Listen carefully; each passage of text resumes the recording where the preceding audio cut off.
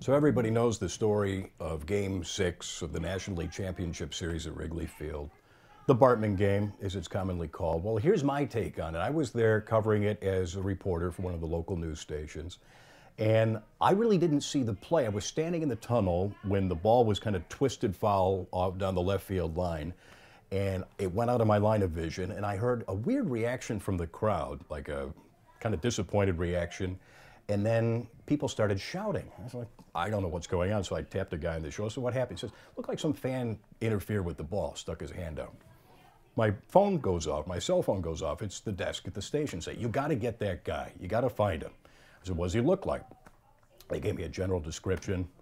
So I went down the left field concourse at Wrigley Field with my cameraman.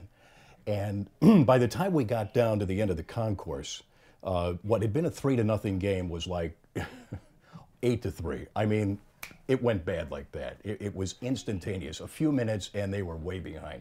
So the crowd is getting a little angry about the Bartman situation. So I get down to the little tunnel area where the fans would come down from that area where Bartman was sitting.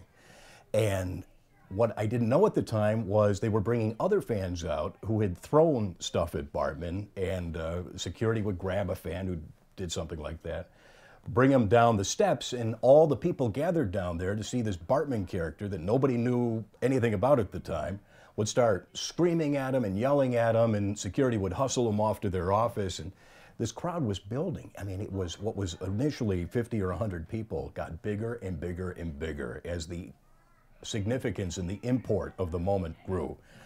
And eventually there's like 1,000 people down there, and it was a lynch mob mentality. It was a little bit scary. It was very dark.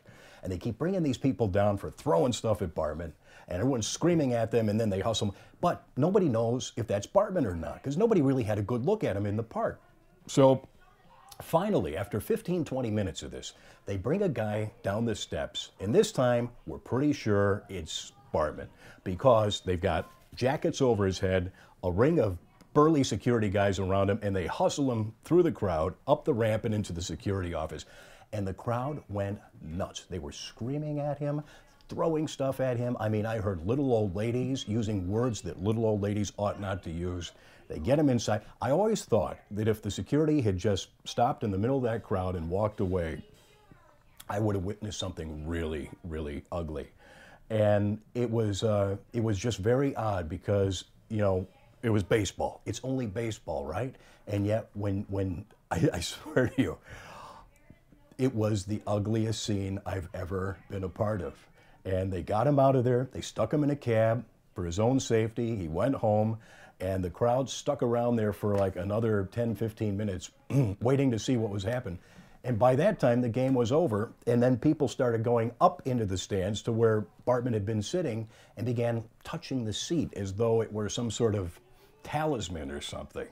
It was just a very odd scene, and we knew that night that something oddly special, horribly special had happened, and that it would continue to be a great part of Cubs lore. And that's my take on being there that night, and it's a scene I will never forget.